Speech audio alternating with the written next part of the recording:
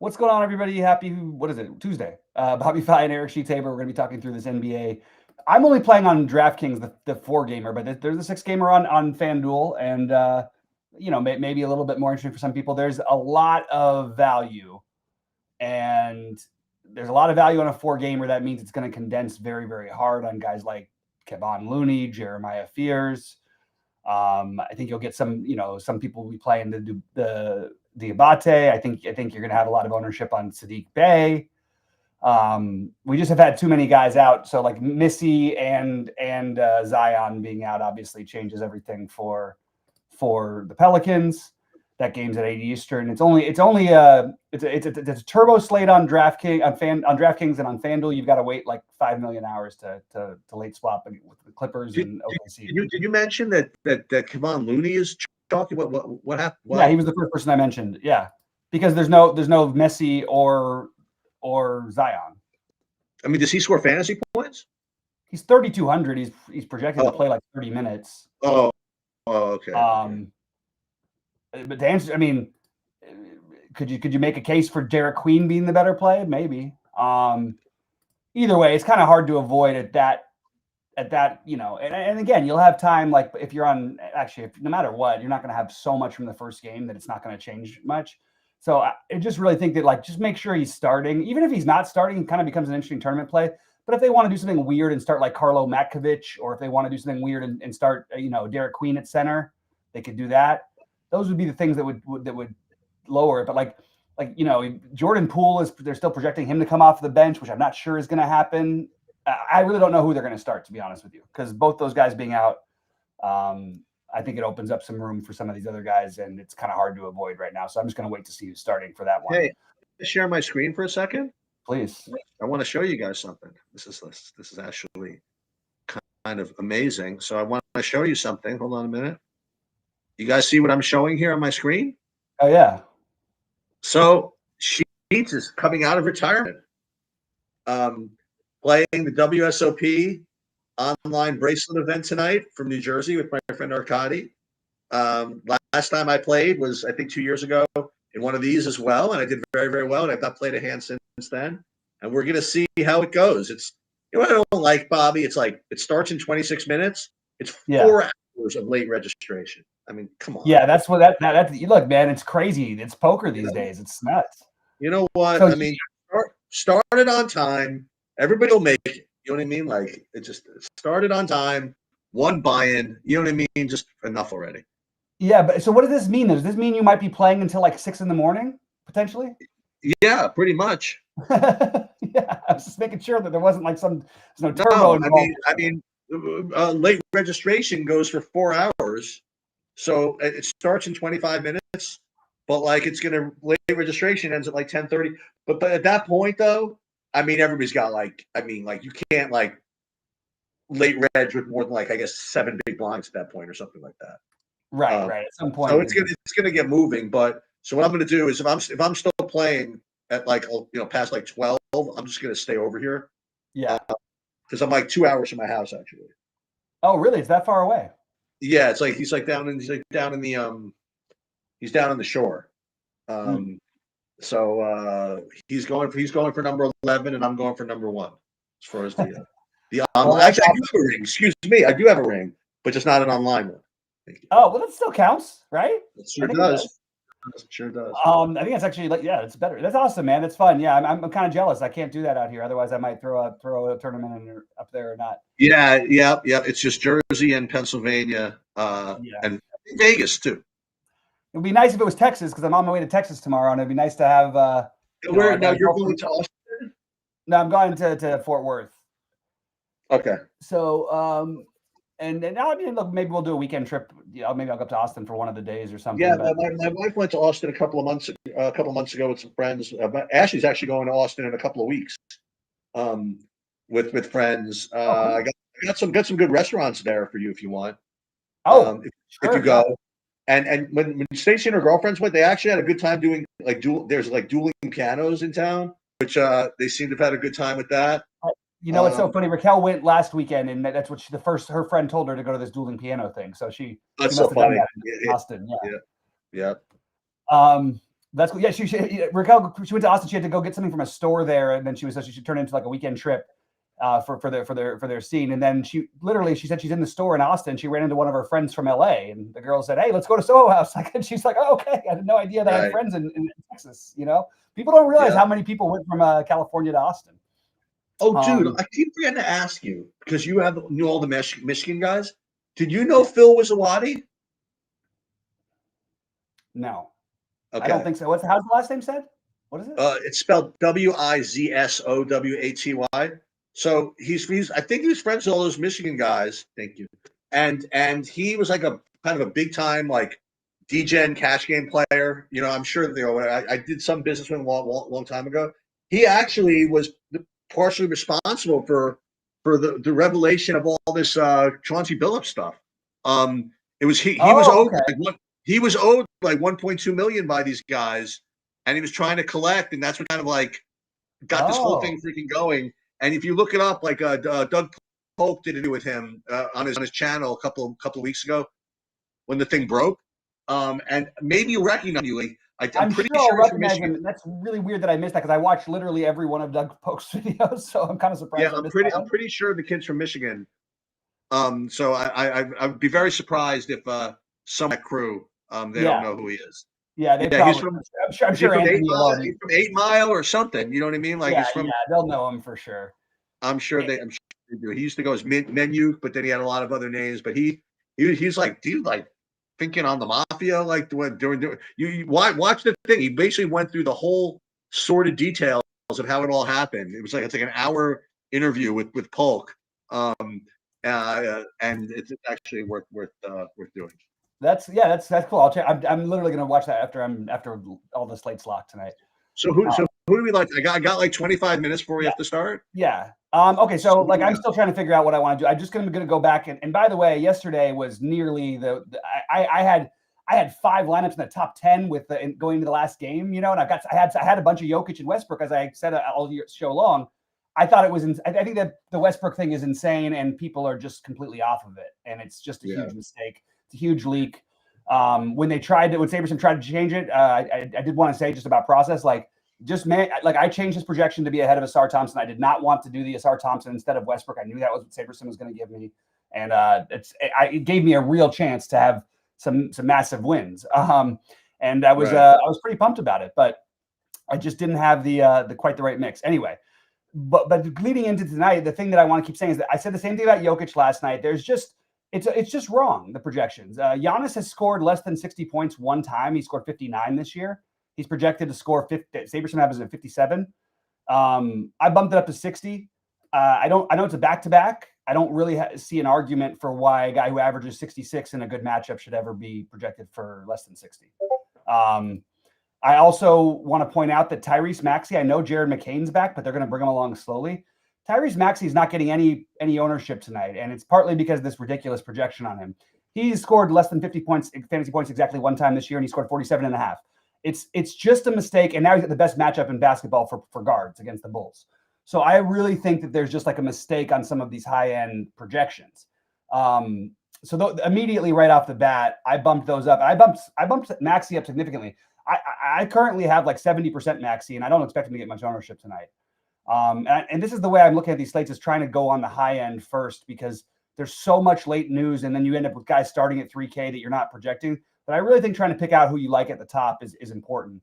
So Giannis, Maxey, followed by Paolo, and after that, I'm not quite sure. I guess I would say Franz Wagner for a large field stuff, but you're probably going to end up with a decent amount of Trey Murphy, just because, like I said, no Zion there. Trey Murphy's going to look really good. He's just high volatility. Same thing with Jordan Poole. But those are sort of like a general core of guys I'm playing tonight. They had some thing on DraftKings today that said that there are only like 5 guys that have they're averaging 40 PRA, which is like points, rebounds, and assists. Yeah. And 2 of them are playing that. One is Maxey, as you mentioned. Mm-hmm. And the other is what's his name? Is Josh Giddey. Oh, Josh Giddey, yeah. He's been unbelievable lately. It's a good plays matchup. He's going to be the chalkiest spend up. So I'm kind of content to go a different direction personally. Look, he's 800 cheaper than Maxi. Maxi's scoring more than he is. I understand that there's things that the projections look like this, but I'm bumping Maxi up to where I feel like he belongs in that 50 range until we start getting Embiid for 30 plus minutes. I just think he belongs there. That's my take. In terms of value, we talked about it a little bit, but the ones who stand out right now, and again, these are subject to who ends up starting, but Kevon Looney, Jeremiah Fears are going to look like the best value for New Orleans, assuming they both start. And then you get into plays that looked great early in the day and we're going to be 1,000,000% owned that are going to be passed up. Guys like Jalen Smith, we've done that before. He's the other 3,200 center. Diabate, I think he's just cheap enough. It's a reasonable, he's just a reasonable play at 3,900. So the center seem to be like the best value spots on the slate. I'd say that. And then Sadiq Bey, I think, is going to be a lot more popular than he's currently being projected. I just want to remind everybody, make sure if you're using SaberSim, or really if you're using any tool, try to get your lineups uploaded as close. And it sucks, but you want to try to get as close to lock as possible, because there was a ton of things yesterday even that just weren't accounted for until after the games. And it was late. We got starting lineups 5 minutes before the second slate of games locked. So you gotta be able to try and do your thing. And if you're a member of our site, fire it in at me in the Discord, and I'll take a look and check it out and see what I can do. But those are sort of the guys who I'm highly focused on tonight, are the ones I mentioned. Right now I'm getting 73% of Spears, as you mentioned. Yeah. And then I'm getting 73% of Josh Giddey, 45% Draymond, 45% Miles Bridges, 45% Murphy, 42% Jordan Poole. You mentioned him. 35% Herb Jones. I'm only getting, I guess, 31% of Looney. Should I be doing more? No, I mean, look, it's not the most fun roster in the world because he's not like a high point per minute guy, but you'd assume he would get the minutes tonight. It's just not 100% safe, that assumption. So I don't mind the idea of maybe even taking the underweight approach. Okay. Again, I'm going to let that be decided closer to the 8 o'clock Eastern games. Just makes a little bit more sense to me. Another guy I love who doesn't project as well as I think should is Buzelis. I just think I want to be all in on the Buzelis going forward thing. We're just going to play him as he's going to, trust me, he'll be 6,500 in no time. He's still too cheap. But yeah, so we're going to be different because I'm forcing in these. Yeah, I mean, I have 63% Giannis and 73% Maxi right now.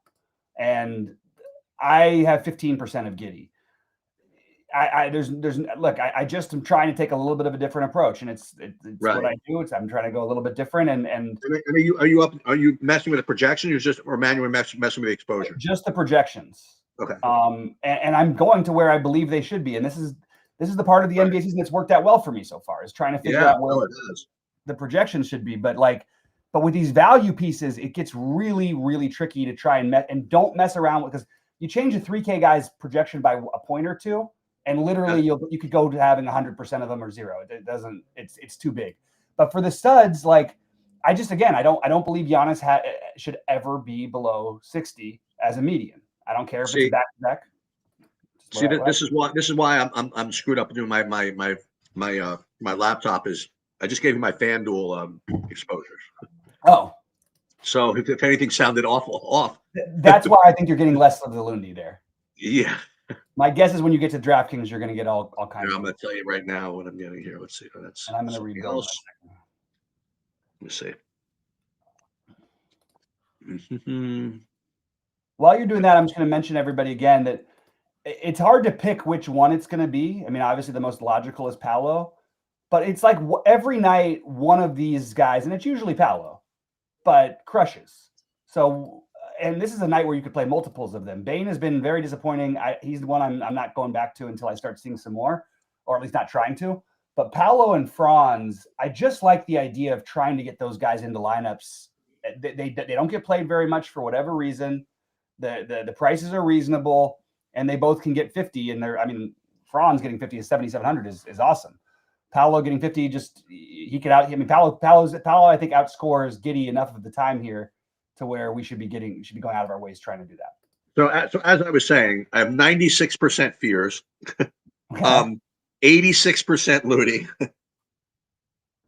And then 70% Giddy, then 50% Trey Murphy, a little more along the lines of what you're saying. 35% Nickeil Alexander-Walker. Is that something? Yeah. Okay.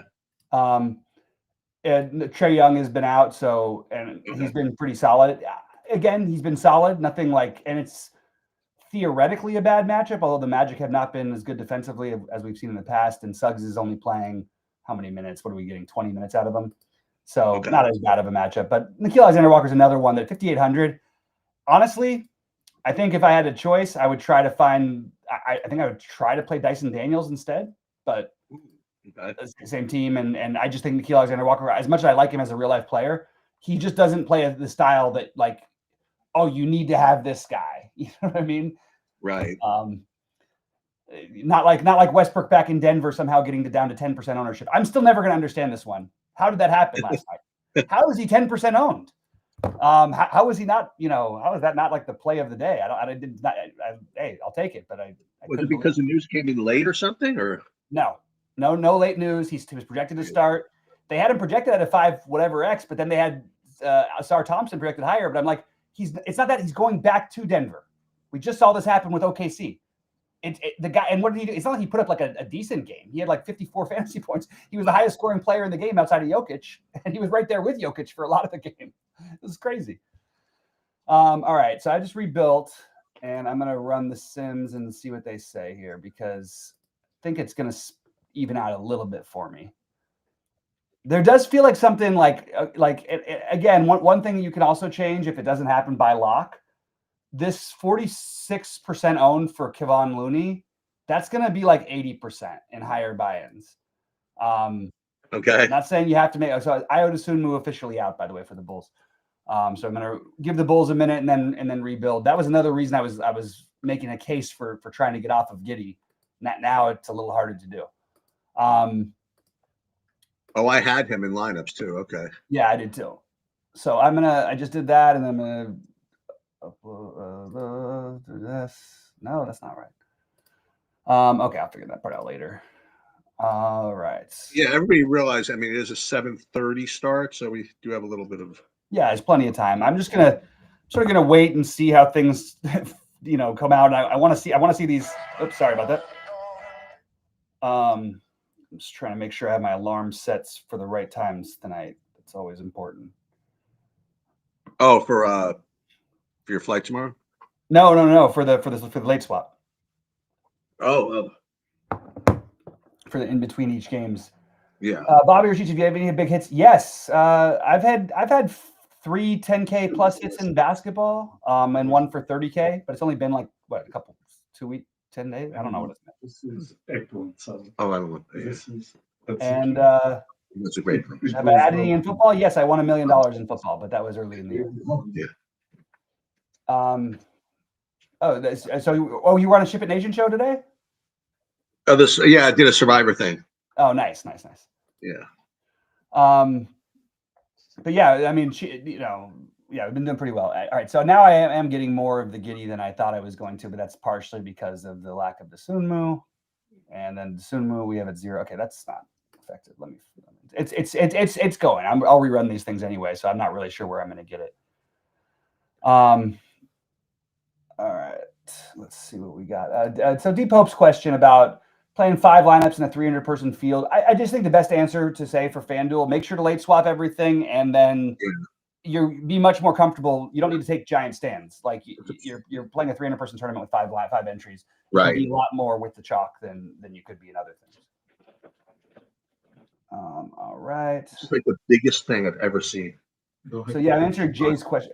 What is it?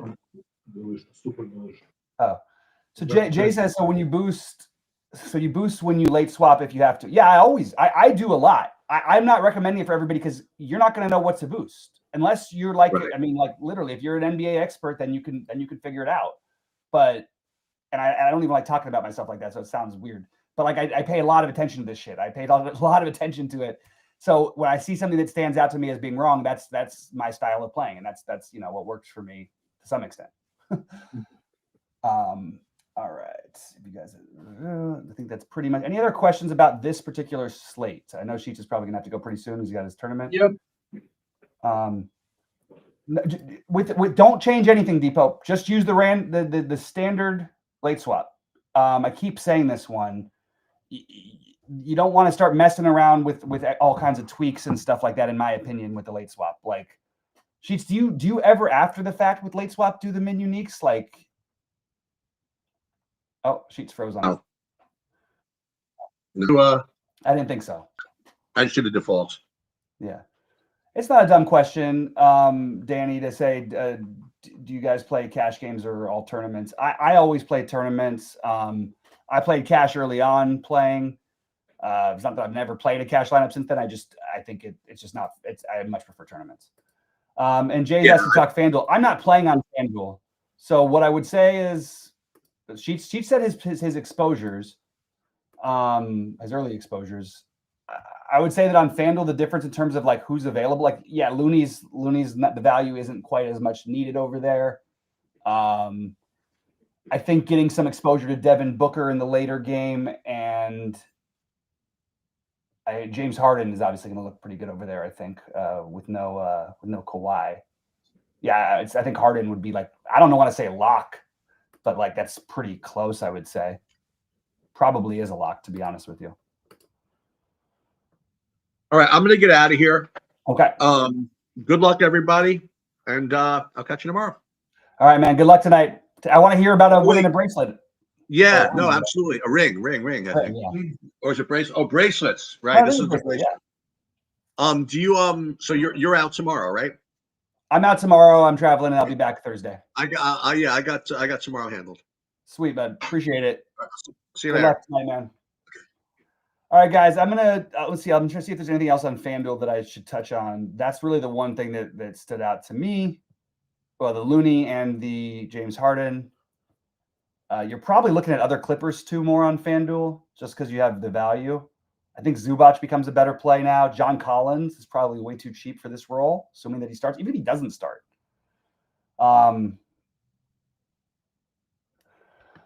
Yeah. All right, guys. Well, that's pretty much all I've got for right now. So anything else, I will be in the Discord. I will update my exposures, but remember, they're all going to change drastically. We saw it yesterday. It just, things happen. You get guys who are announced out. It changes all the lineups. Somebody's not expected to starts, and you just got to be kind of glued to it. That's the name of the game in NBA, unfortunately. Anyway, good luck to you guys. I hope you crush it, and hopefully Sheets wins a bracelet, and one of you guys wins all the money on FanDuel, and I win all the money on DraftKings. How about that? Anyway, appreciate it, guys. Good luck.